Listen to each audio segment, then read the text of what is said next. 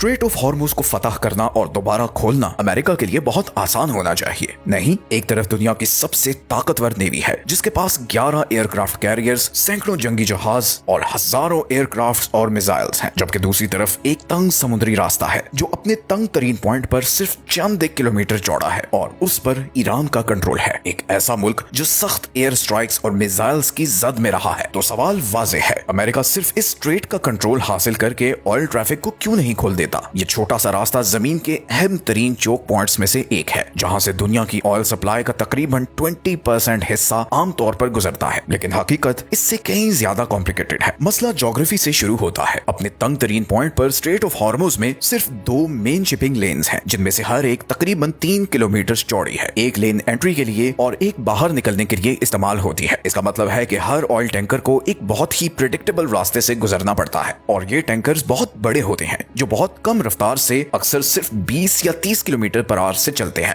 जो इन्हें आसान टारगेट्स बना देती है। ईरान की नजर में ये तंग रास्ता एक किल जोन की तरह है। इस रास्ते को ब्लॉक करने के लिए ईरान को किसी ताकतवर नेवी की जरूरत नहीं है, इसके बजाय वो एसिमेट्रिक वेपन्स इस्तेमाल कर सकता है। मसलन साहिल से फायर किए गए शॉर्ट रेंज मिसाइल्स, मुल्क के अंदर से लॉन्च होने वाले ड्रोन्स, धमाका खेज मवाद से लदी छोटी बोट्स और सबसे अहम सी माइंस। सी माइंस सस्ते होते हैं मगर इंतहाई इफेक्टिव हैं। पानी में सिर्फ चंद माइंस रखने से ही जहाजों को मुकम्मल तौर पर रुकने पर मजबूर किया जा सकता है, क्योंकि एक बार किसी इलाके में माइंस का शक हो जाए तो कमर्शियल ट्रैफिक के लिए ये इंतहाई खतरनाक हो जाता है। इसके अलावा एक और बड़ा फैक्टर है इंश्योरेंस। स्ट्रेट के बाहर रुके हुए अक्सर ऑयल टैंकर्स इसलिए नहीं फंसे कि वो फिजिकली गुजर नहीं सकते, बल्कि वो इसलिए फंसे हैं क्योंकि इंश्योरेंस कंपनीज इस तरह के रिस्क को कवर करने से इनकार कर देती हैं। अगर सैकड़ों मिलियन डॉलर्स की कीमत का ऑयल ले जाने वाला टैंकर हिट हो जाए तो नुकसान बड़े पैमाने पर होगा। इसीलिए अगर यूएस नेवी जहाजों को एस्कॉर्ट भी करे तब भी कंपनीज उन्हें भेजने से इनकार कर सकती है। इसका मतलब यह है कि स्ट्रेट को दोबारा खोलना सिर्फ नेवल पावर का खेल नहीं है। इसके लिए ईरान की लैंड से ड्रोन्स, मिसाइल्स और माइंस लॉन्च करने की सलाहियत को मुकम्मल तौर पर खत्म करना होगा। दूसरे लफ्जों में इसका मतलब एक बहुत बड़ी जंग हो सकती है और यही असल वजह है कि दुनिया की ताकतवर तरीन नेवी सिर्फ एक स्विच दबाकर स्ट्रेट ऑफ हॉर्मुज को दोबारा नहीं खोल सकती।